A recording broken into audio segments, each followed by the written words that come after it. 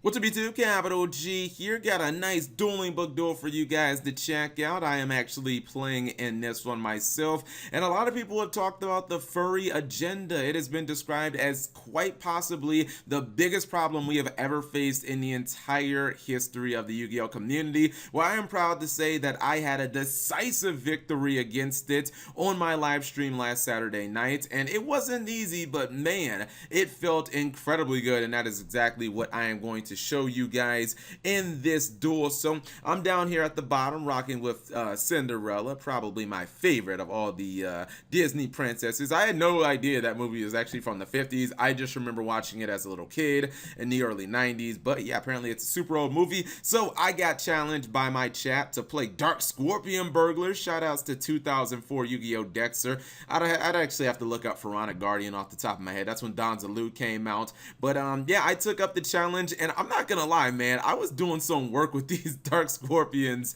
So I'm playing against a friend of mine who I guess is converted to the furry agenda. He's turned his backs on us non-furries, and he's actually playing Fur Higher, and this duel turned out pretty damn surprising. So you see right here, I summon Don Zalug. I'm just going to attack. Basically, I do this with Altergeist Milusig a lot, where I'm essentially threatening my opponent losing a card if they don't just deal with my little monster. If they throw a card at it, it's fine. I mean, you're wasting a card on a Don Zalug. Not the most important thing, you know, on my or in my hand. I've got a Monster Reborn if you would have torrential, so it wouldn't have been that big of a deal. I did play Robin Goblin in this deck. The reason why is because when Don Zalug pokes, it takes a card out of your opponent's hand. Like, there are other monsters in Dark Scorpion. This one right here, Monet the Thorn. The Thorn, she's basically a Rhoda whenever she inflicts battle damage. So all the Dark Scorpion monsters, when they do battle damage, you get effects. So I was like, well, shoot, I'm just going ahead and double down on that. I also had Call of the Haunted for my Don Zalug, but that got banished. And I feel pretty good about my position right here.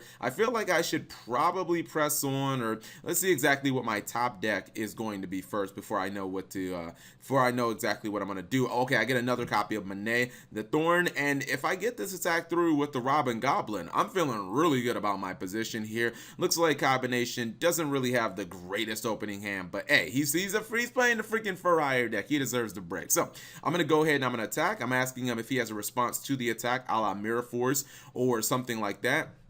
Way before we even go to the damage step, he doesn't have a response, so I'm going to flip over that copy of Robin Goblin, and I'm actually going to get the damage in. And this is important because not only do I get a card out of his hand, but again, I get to add a Dark Scorpion monster from my deck to my hand. Oh, also she can target a Dark Scorpion monster in the graveyard. Wow, she's reinforcements of the army, and she's Warrior returning alive. You know what? Yeah, I think I said this on my live stream. I was reading some of the cards. I was like, damn, this archetype ain't that bad. Like, some of these cards are pretty decent. Now, I was actually contemplating, because he discards the gamut. So I'm like, bro, it's supposed to be random. So I pick a card and I end up getting the same gamut. So I'm like, all right, whatever. I don't care anymore.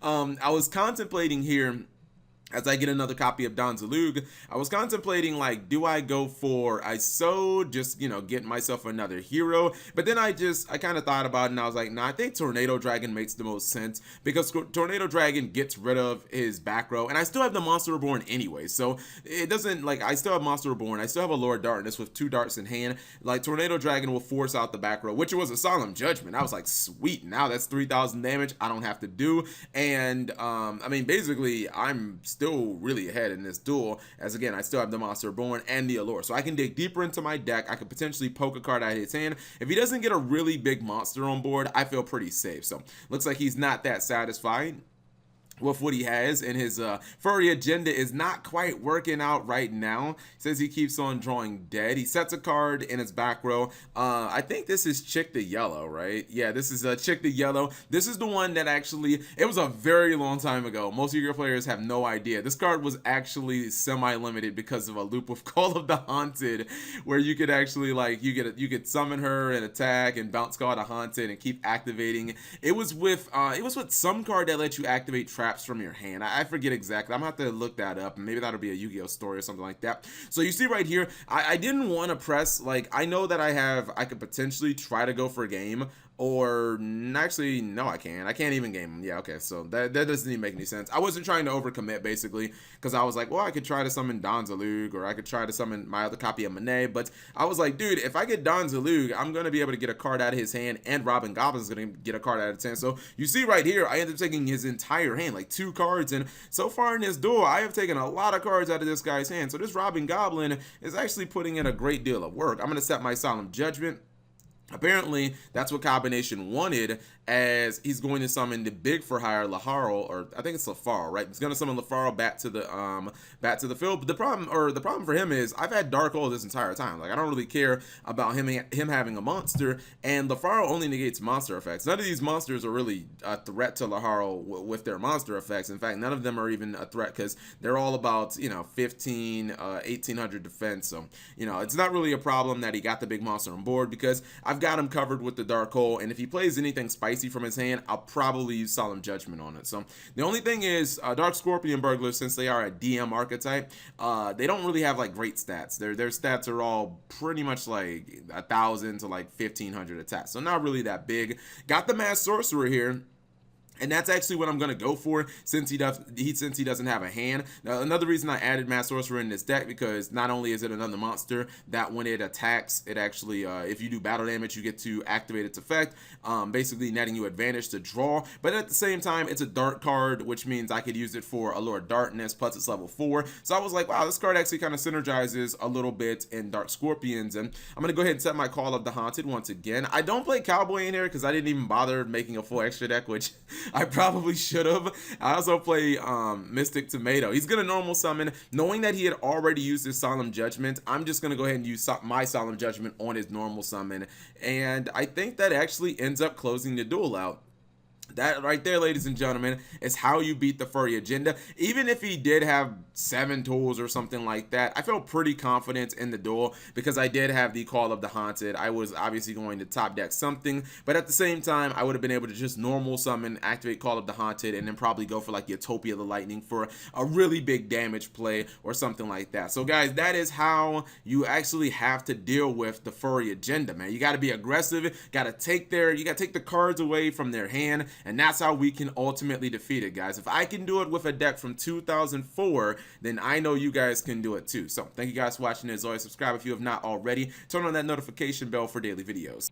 I actually almost forgot to show the deck. So this is what it looks like on paper. As you will notice, everything in this entire deck is dark attributes, and almost everything is level 4. So for the most part, you only need to run like a whole bunch of rank 4s in here. I say throw some copies of I Sold in there. You're not gonna summon more than like 1 I Sold in a duel for the most part, but all the Dark Scorpions are warrior. You're probably thinking, why don't I run reinforced to the army? But I had it in there initially, and then I was like, dude, all these monsters aren't that powerful. They're completely interchangeable. Like, I don't really need to search any one of these monsters. Now, because the entire deck is dark attributes and all the monsters are little, I feel like a couple of things are no-brainers. Mystic Tomato summons every single monster in the deck, including a second copy of Mystic Tomato. But Allure of Darkness is like, yeah, you're just playing Allure of Darkness, obviously, so that you can get to your power cards. And so the Dark Scorpion Burglars, they're very similar to something like Mass Sorcerer. These are old school DM cards. They have to do battle damage to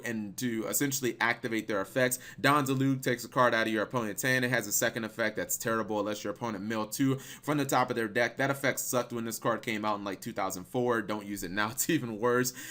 Chick the Yellow, she can target a card that's on the field and bounce it to the hand. That's pretty good, because you can be able to bounce your opponent's extra deck monsters, but it also potentially lets you use like Call of the Haunted, bounce it to your hand. Clip the Trap Removal, Trap Remover, oh my goodness, I can't pronounce. He's the dude who's on Trap Dust Shoots. He's basically an MST if you get battle damage with him. And then Monet, I talked about her during the duel. She's either a reinforcement of the army for the archetype, or she's a warrior returning alive. So basically, you need to be able to do battle damage with these guys, but their attacks are so low, it's not really that easy. Same thing goes with Mass Sorcerer. This card actually lets you draw. So basically, I wanted ways to make that easier, and I wanted ways of punishing my opponent for not only killing my monsters, but for letting me do battle damage. That's where Robin Goblin comes in. If I attack with Don Zalug, you saw Robin Goblin Island lets me take 2 cards out of their hand, which is like a freaking delinquent duo. Same thing goes with something like, Mass Sorcerer. Like, I take one out of your hand, I get the draw card. That's like a +2. It's really, really nice. And I run things like Fairy Box, which is just always a personal favorite card of mine because all my monsters are little.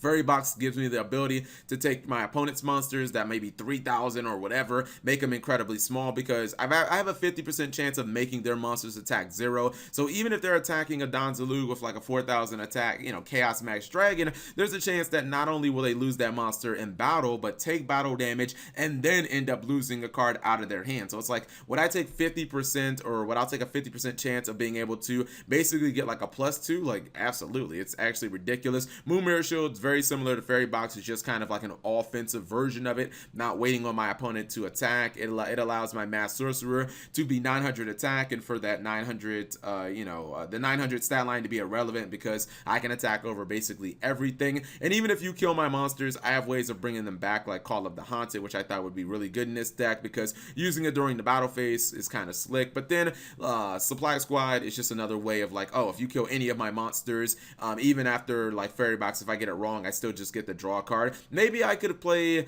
Torrential Tributes in this deck. That's another card that I thought about just playing a few copies of, because I run the Call of the Haunted. But none of the monsters, like, they don't float on destruction, so that made me kind of rethink about my Call of the Haunted. I think Regeki and Dark Hole are kind of like necessary in this deck, because you don't have really that many ways of getting over big monsters out on during your turn except Moon Mirror Shield, so you need like some forms of removal. But just a nice little fun deck. And the rest of the deck should actually just be like Cowboy, Dark Rebellion, Exceed, Dragon, just other good rank 4 monsters.